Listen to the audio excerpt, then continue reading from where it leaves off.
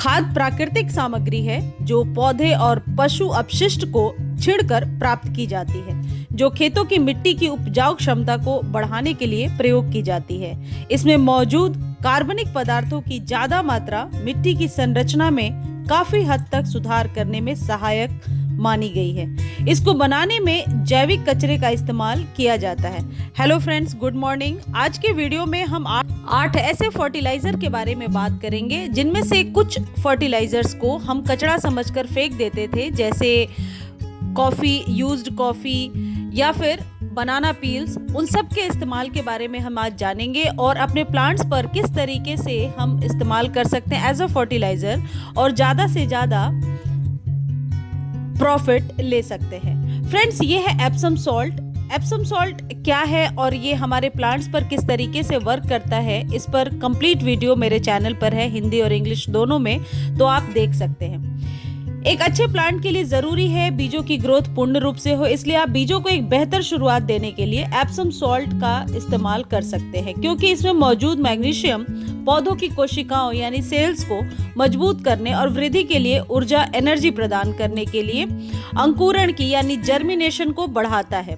साथ ही जर्मिनेशन प्रक्रिया के दौरान सल्फर आसानी से नष्ट हो जाता है, इसलिए बीज बोने के बाद आप हर गैलन पानी के साथ 1 चम्मच एप्सम सॉल्ट को मिट्टी में मिलाकर दे सकते हैं। फ्रेंड्स, मेरी ये मिट्टी सॉइल गीली है, इसलिए मैं इसे सूखा दे रही हूँ, लेकिन आप इसे लिक्विड बना करके भी दे सकते हैं। इसके अलावा आप बीज बोने से पहले प्रत्येक छेद में 1 बड़ा चम्मच एप्सम सॉल्ट भी मिला सकते हैं। फ्रेंड्स, एप्सम सॉल्ट आपके प्लांट्स पर कीड़ों को लगने से भी बचाता है, यानी कि जो एप्सम सॉल्ट है ये कीड़ों से भी बचाता है और क्लोरोफिल के उत्पादन में बहुत हद तक सहायक होता है।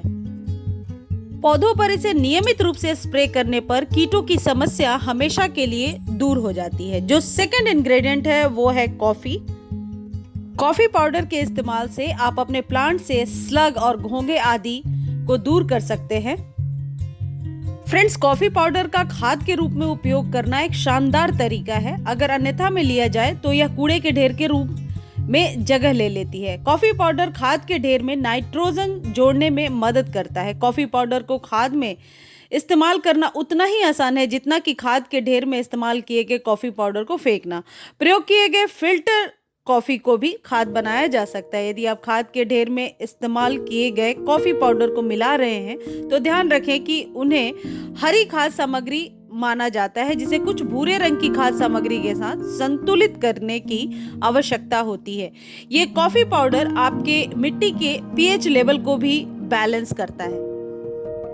एक उर्वरक के रूप में कॉफी पाउडर का उपयोग करने से यह लाभ है कि यह मिट्टी में जैविक सामग्री को जोड़ता है, जो आपके प्लांट्स के लिए काफी अच्छा। फ्रेंड्स, इन अंडे के छिलकों को हम बेकार समझकर फेंक देते हैं, लेकिन अंडे के छिलकों का इस्तेमाल गार्डन में किया जा सकता है। आपको शायद न पता हो, लेकिन अंडे के छिलकों में बहुत सारा प्रोटीन और कैल्शियम होता है जो पौधों की ग्रोथ के लिए अच्छा साबित हो सकता है।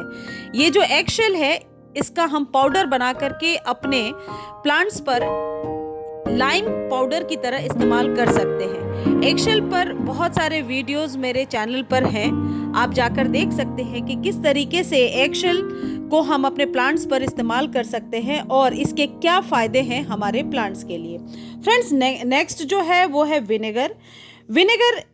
व्हाइट विनेगर सभी के घरों में उपलब्ध होता है। ये मिट्टी के पीएच लेवल को बढ़ाता है या यूं कहें कि मेंटेन करता है बैलेंस को। विनेगर एक नेचुरल वीड किलर की तरह काम करता है। कुछ पौधों के आसपास इसे छिड़कते समय आपको सावधान रहना पड़ता है, क्योंकि यह कुछ के लिए हानिकारक हो सकता है, लेकिन जब आप इसे खरपतवार के ऊपर छिड़काव करते हैं तो यह 2-3 दिन में ही नष्ट हो जाता है। फ्रेंड्स, नेक्स्ट जो फर्टिलाइजर है वो है ये fish tank. Fish tank water जो होता है इसमें बहुत सारे नाइट्रोजन की मात्रा होती है, तो अगली बार जब कभी आप अपने घर में फिश टैंक की सफाई करें उस पानी को यूज करें। फ्रेंड्स, ये है वुड ऐश। वुड ऐश आजकल ठंड में अक्सर लोगों के घरों में आसानी से मिल जाएगा।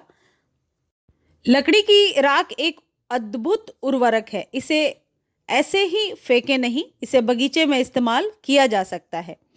लकड़ी की राख एक अद्भुत खाद है और इसे जब हम अपने बगीचे में इस्तेमाल करते हैं, यानी लकड़ी की राख को, जो अवशेष है लकड़ी जलने के बाद, लकड़ी की राख में आमतौर पर 50 से 70% कैल्शियम और 6 से 8% पोटेशियम और कुछ मैग्नीशियम के साथ साथ फॉस्फोरस की मात्रा होती है, जो हमारे प्लांट्स के लिए एक पोटाश की तरह काम करता है। लकड़ी की राख आपके बगीचे के लिए पोटेशियम का एक उत्कृष्ट स्रोत है। लकड़ी की राख से पौधों को पोटेशियम मिलता है। इतना ही नहीं, बगीचे में राख का उपयोग करने से पौधों को पनपने के लिए आवश्यक कई ट्रेस तत्व भी मिलते हैं। फ्रेंड्स, नेक्स्ट जो फर्टिलाइज़र है वो है बनाना पील फर्टिलाइज़र, या फिर किचन वेस्ट से जो फर्टिलाइज़र हम तैयार करते हैं। फ्रेंड्स, किचन वेस्ट से जो हम खाद तैयार करते हैं, इस खाद में विभिन्न प्रकार के विटामिन, खनिज उपलब्ध होते हैं और साथ ही साथ यह एनपीके का भी उच्च स्रोत है, जो पौधों की ग्रोथ के लिए फायदेमंद है। किचन वेस्ट खाद मिट्टी के समग्र स्वास्थ्य के लिए काफ़ी मददगार होती है। यह खाद मिट्टी की उर्वरता यानी फर्टिलाइजेशन में सुधार करती है और पौधों को संभावित बीमारियां होने का भय भी नहीं होता। इस खाद में विभिन्न प्रकार के विटामिन, खनिज उपलब्ध होते हैं और साथ ही साथ यह एनपीके का भी उच्च स्रोत है। घरेलू कचरे का पुनर्चक्रण यानी रिसाइकल खाद के माध्यम से किया जा सकता है। इसके अलावा किचन वेस्ट कंपोस्ट खाद बनाने में आसान और सस्ता भी है। किचन वेस्ट से किस तरीके से हम खाद तैयार कर सकते हैं, इस पर एक कंप्लीट वीडियो मेरे चैनल पर है। अभी शायद 3-4 दिन पहले ही मैंने पोस्ट किया था, तो आप जाकर देख सकते हैं। हिंदी और इंग्लिश दोनों में उपलब्ध है। और आप लोग भी ट्राई करें कि इस तरीके से अपने किचन वेस्ट से जैविक खाद ज़रूर बनाएं।